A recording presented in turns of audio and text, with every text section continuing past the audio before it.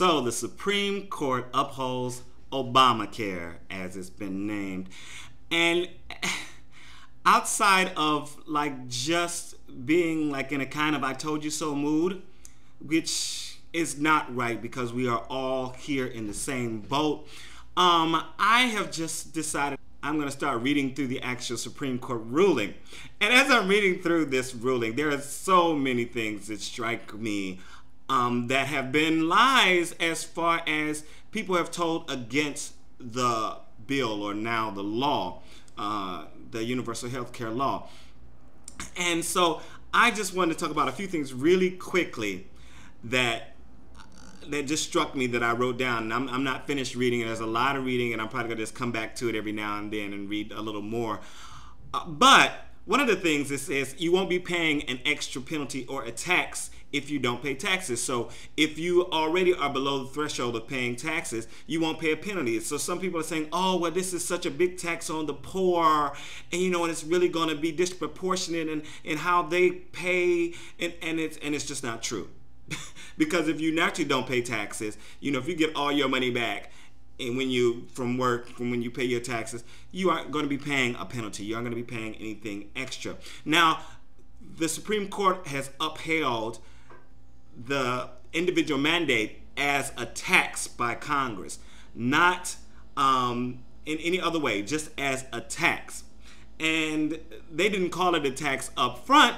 So now it's going to be a big thing about, they raised taxes and all this. But almost look, Romney, and it is already coming out. Romney raised so many fees and things on different things that were just nothing more than a tax. He didn't raise supposedly the taxes of people, but he raised fees on everything. And it's fees on things that people have to use every single day, which is pretty much taxing poor people. But I'm not going to get into all that. I want to talk about a few more things that I saw.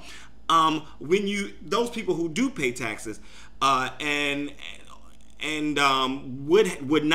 have insurance. If you don't have insurance during the year and you are assessed money later on, in your tax returns, it would be, take into account, your household size, your income, how many dependents you make. And it says right here in the ruling that the amount due would still be far less than the cost of keeping insurance, and that Congress expects that 4 million people probably would decide to pay this tax instead of having insurance. And they aren't worried about that because it is estimated that it would raise $4 billion per year. Starting in 2017, it'd be up to $4 billion per year and help to pay for this. So, this is going to cost billions of dollars, and this is going to... Lies, and scare tactics, okay? It also is not unlawful. No one's going to go to jail if they don't pay their penalty or if they don't have insurance. Big lie. This has totally been taken out of. All it is you pay a penalty in taxes, just like you do to the IRS. If you forget to pay your taxes, or if you decide not to pay your taxes and they catch you, then this will go in. Now, of course, there have been people who, owe $4 million and, or they have been paying taxes for 20 years on and they're making millions of dollars that have gone to jail. But the regular person would not go to jail because of this. This is just a few things that I'm looking at. And, reading is fundamental, people. If you can read for yourself and try to discern what's going on, if you can try to understand what's being said, then we sometimes misinterpret things or don't take things in the right way, but it's better than just listening to the sound bites, because let me tell you, okay, whatever, it's just so strange, that and even then there'll be people who will misinterpret it, and there'll be people who will lie about it, and people who haven't read anything who will tell you, oh yeah, well, this is going to happen and that's going to happen. People, read for yourself, find out for yourself. And I know it's hard, and I'm not reading all of this because there's some things that I'm going through where, like, they talk about old statutes that they're going off of and all that, and I'll try to skim through that and keep on going. But this is just a few things that I wanted to point out, and I might do another video about this. But we have upheld universal health care. We have universal health care. And as we have Medicaid now, we have Social Security, you know, we have so many things that are really good for the people as a whole. And they're definitely going to, Roe versus Wade, they're definitely going to try to tear it down.